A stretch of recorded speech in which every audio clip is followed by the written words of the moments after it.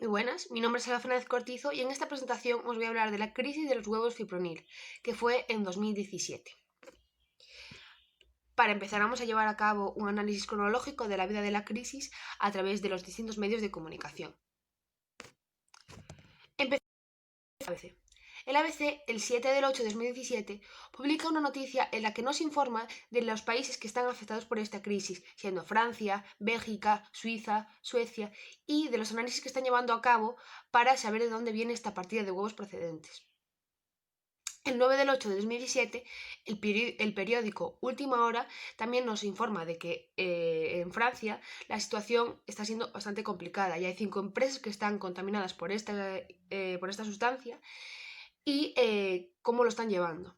El día del 8 de 2017, el diario también publica una noticia informando de que en España, que no se han distribuido ninguna partida de huevos procedentes de Bélgica y de Holanda, y por otra parte, ese mismo día, el 10 del 8 de 2017, el periódico Cadena Ser ya nos informa de que hay 2 detenidos por este desastre, por la crisis de los huevos fipronil. El 11 del 8 de 2017, el periódico La Vanguardia ya nos informa de la situación que se está viviendo en España con la llegada de esta sustancia a 16 países europeos y a Hong Kong. Después, el 12 del 8 de 2017, ya llega a España, exactamente a Vizcaya, una partida de 200.000 huevos procedentes de Bélgica y Holanda con la sustancia fipronil. El 22 del 8 de 2017, El País lo que hace es publicar una noticia en la que dice que a pesar de que haya llegado la partida de huevos procedentes a Cataluña y al País Vasco, que no hay ningún afectado por esta crisis en España.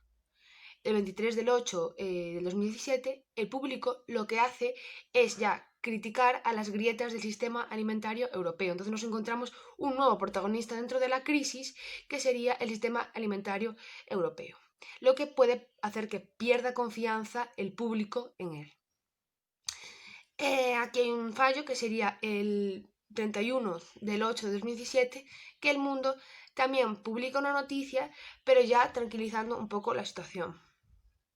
Y por último, el 20 del 1 del 2018, se publica una noticia por parte de DW en la que dice que el gobierno belga ya está empezando a tomar medidas para solucionar esta crisis, como pueden ser la destrucción de los huevos, también la eutanasia a algunas gallinas, como, bueno, exactamente a millones de gallinas, y además que está ayudando a los sectores más afectados por esta crisis. Una vez hemos analizado la vida de la crisis a través de los medios de comunicación, debemos ir al segundo punto, que sería el de las fases de la crisis. Y ahí tendríamos los actores que intervienen y los comportamientos que tienen. Vale, la primera fase sería la fase de la precrisis, y en ella nos encontramos con 3 actores. El primer actor de todos sería el sistema de alerta rápida sobre alimentos y piensos, que es el que notifica la alerta sanitaria acerca de la partida de huevos procedentes de Bélgica y Holanda con la sustancia fipronil. El segundo, que sería la Organización Mundial de Salud, lo que hace es publicar la noticia para informar acerca de las características y de los riesgos que puede conllevar. Y después Bélgica lo que hace es intentar que se deje de comercializar este producto tanto en el país como en el resto de los países. En la segunda fase, que sería la fase de la crisis, tenemos otros 3 actores y otros 3 comportamientos. El primer actor serían los medios de comunicación, que tienen un papel muy importante, ya que el momento en el que hacen público la noticia es cuando ya la crisis estalla.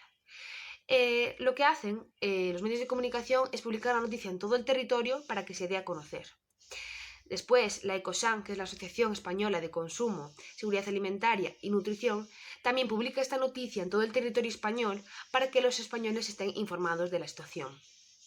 Y después las autoridades de Bélgica y de Holanda lo que hacen es tomar cartas en el asunto, investigan los gallineros y además detienen tanto a los responsables de la empresa Chick Friends como de la empresa Poultry Vision.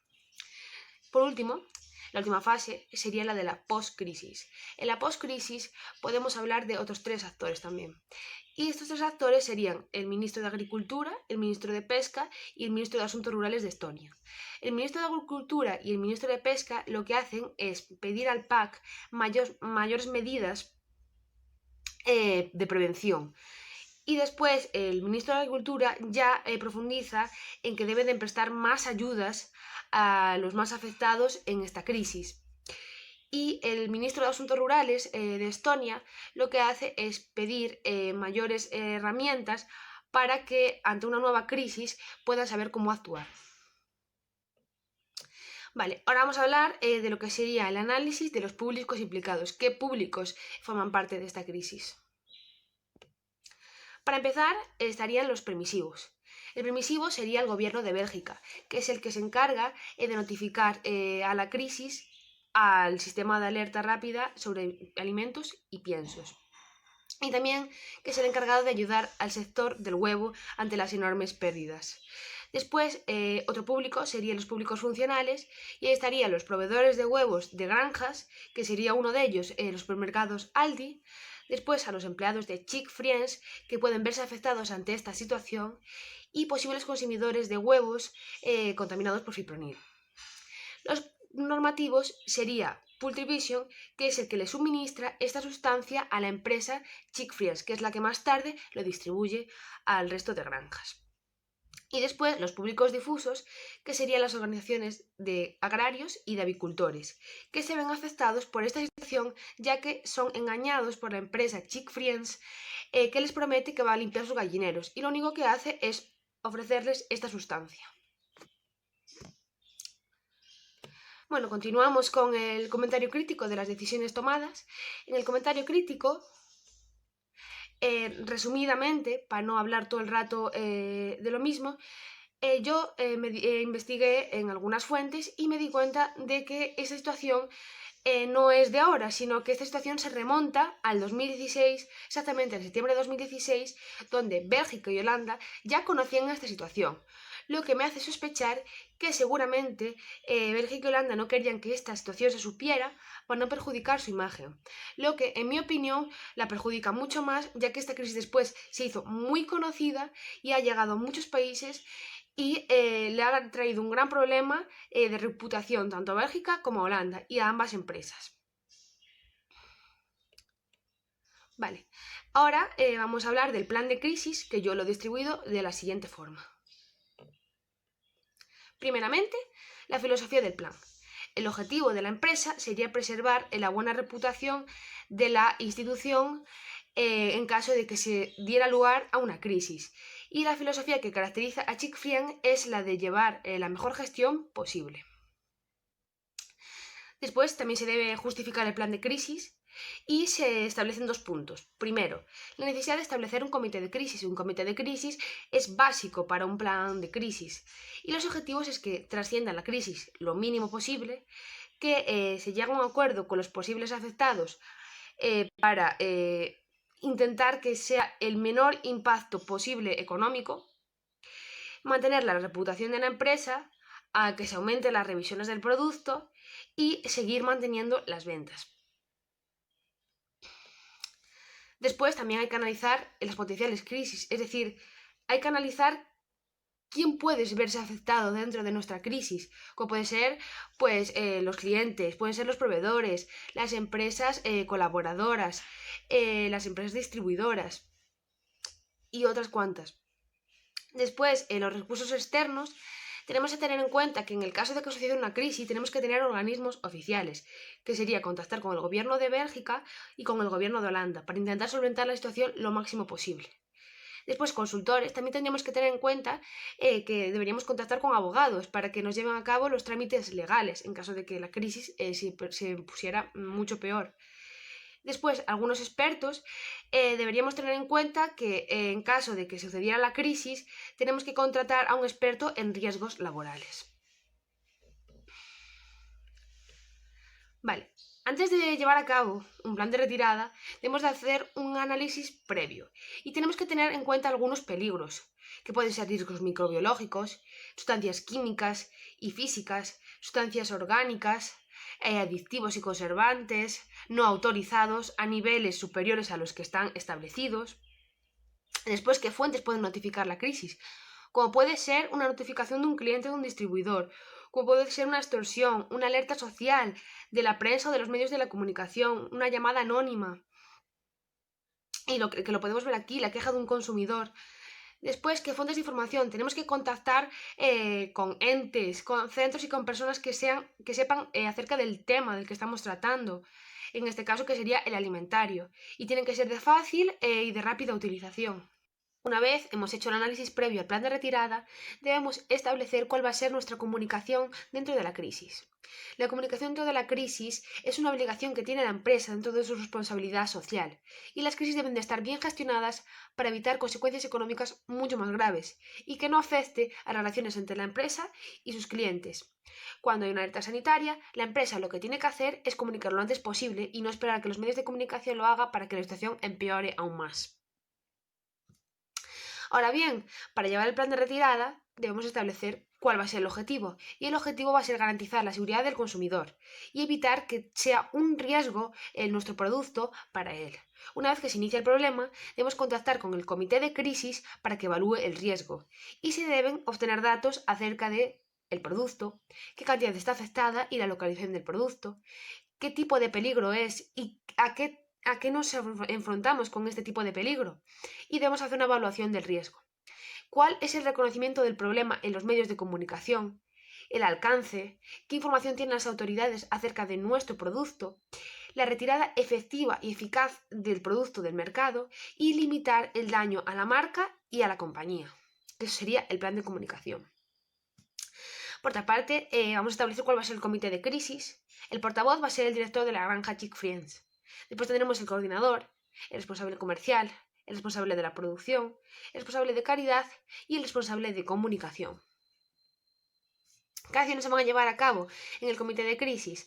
Pues se nombrará como portavoz al director de la empresa, se convocará una reunión con el comité de crisis para informar de todos los aspectos que sean necesarios y el representante del gabinete de comunicación será el encargado de establecer las relaciones con los medios de comunicación, convocando ruedas de prensa, escribiendo notas de prensa y todo lo que esté relacionado con los medios. Después, el representante del gabinete de calidad lo que va a hacer es llevar a cabo un plan de mantenimiento y un plan de revisión del producto mucho más avanzado. El gabinete del sindicato con más presencia será el que se encargue de mantener la relación con los afectados y además de velar por ellos. En el plan de comunicación de la empresa únicamente se pondrá en marcha si se sabe que hay una crisis confirmada por parte de alguno de nuestros productos de la empresa, y la empresa jamás se negará a dar explicaciones acerca de lo acontecido. Al desarrollar los mensajes es muy importante contar todo lo que ha ocurrido y qué se está haciendo, para así evitar bulos o rumores.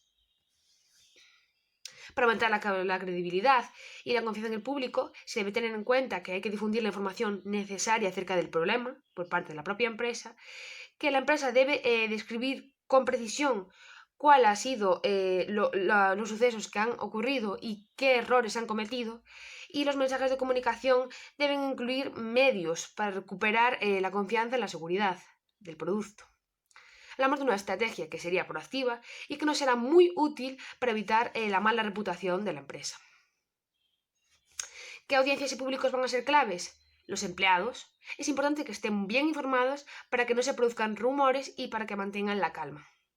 Los medios de comunicación, tan rápido como sea posible, le escribiremos una nota de prensa para que los medios de comunicación estén al tanto de todo lo ocurrido.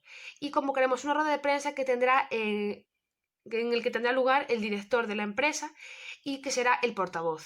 Y convocaremos una segunda rueda de prensa en la que el representante del sindicato se dirigirá a los familiares y a los afectados y a los empleados actuales de Chick Friends.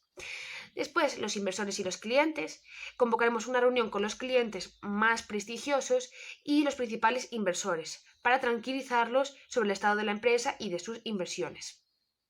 Y después, por último, los afectados, en caso de que hubiera afectados, debemos contactar con ellos para ofrecerles nuestro apoyo y facilitarles todos los trámites que deban de hacer.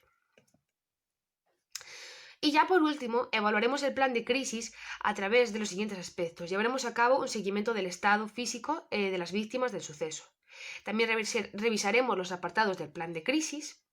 revisaremos la eficacia del procedimiento de gestión de crisis, mantendremos actualizado el plan de crisis en todo momento y controlaremos que todo vuelva a la normalidad lo antes posible. Muchas gracias por su atención y esto es todo.